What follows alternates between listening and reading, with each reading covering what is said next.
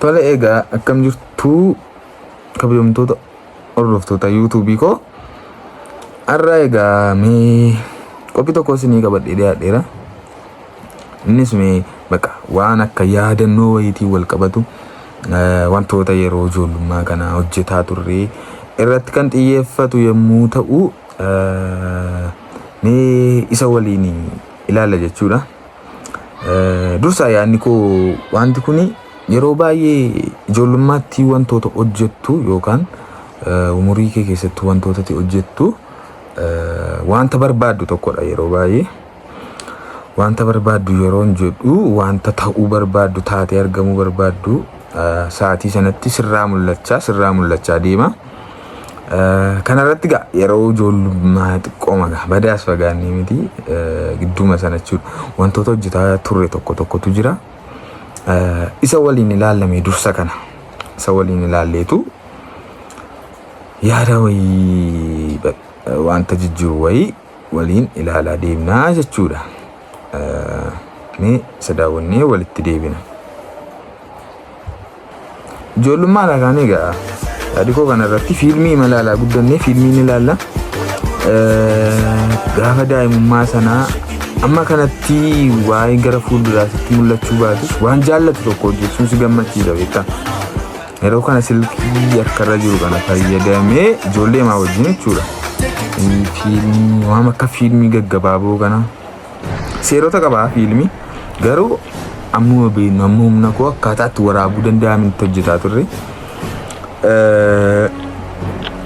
Sa'aatii sanatti egaa wanti hundumtuu salphaa ta'ee sitti mul'ata. Kanaafuu amma kanatti yaada kan biraan qabdu wanta biraatu na mudate chaalenjiin jiraan hin yaadamu. Maatii biras waan jirtuuf kanuma milkeessa jettee illee kan akkatti yaaddutu jira.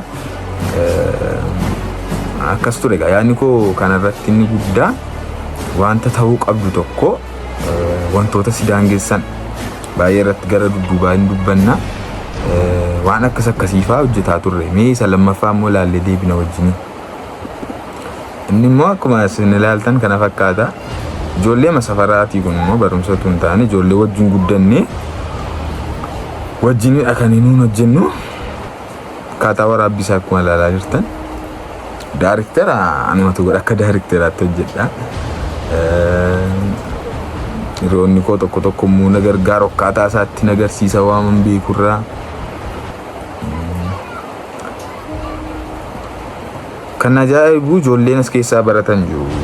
Barumsa sana dhaqanii argatanii yaada isaan laatan irraa ka'ee baay'ee na dhiba beektuu yeroo baay'ee utuu hojjettee waan kana jedhu hojjettee amma immoo danqaan haalotaa inuma jira. Kana ture gaafichi lammaffaa akkaataa kanatti hojjetaa turre.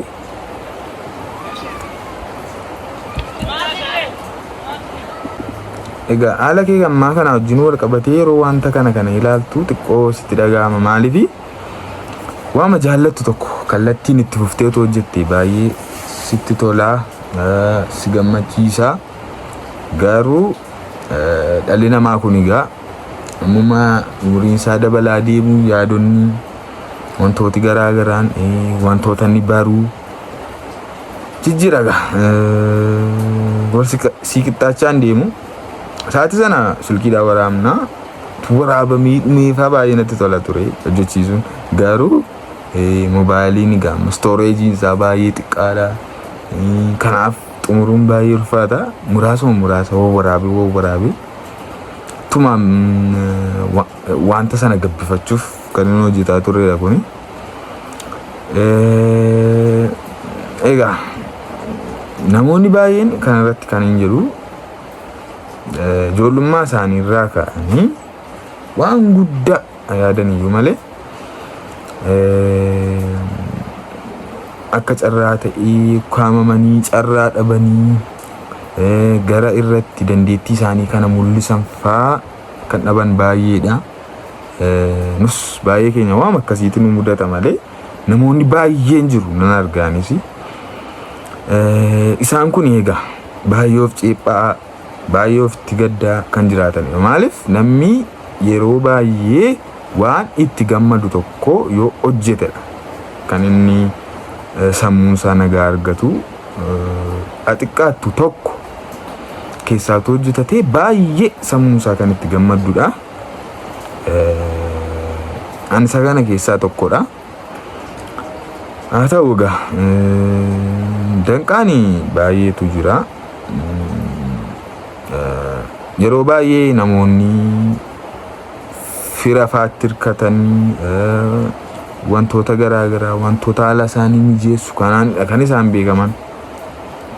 Garuu kanan qabdu taanaan biyya kana keessatti dandeettii akkamii utuu qabaatte miidhama ati isumarraa keeyyuu tattaaffiitti gootu jireenya kana borii kee fooyyeffachuuf karoora kee kana mul'ata kee kana xiqqoo sirkaa gataa deema jechuun. Amma fakkeenyaaf ani karooran saatii sanatti qabuu fi ilaalchan hojii kanaaf qabu ammumaan irraa fagaachaa deemu keessa kootti naa gaddisiisu iyyuu malee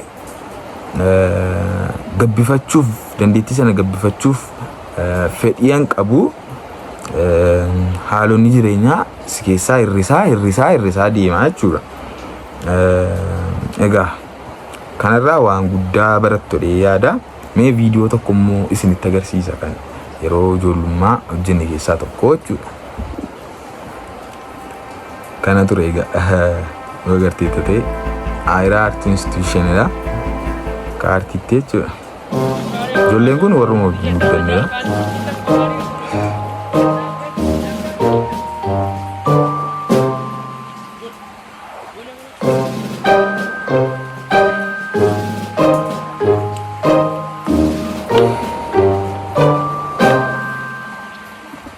Kunis isa biraadha wanta nu hojjechaa turre jechuudha.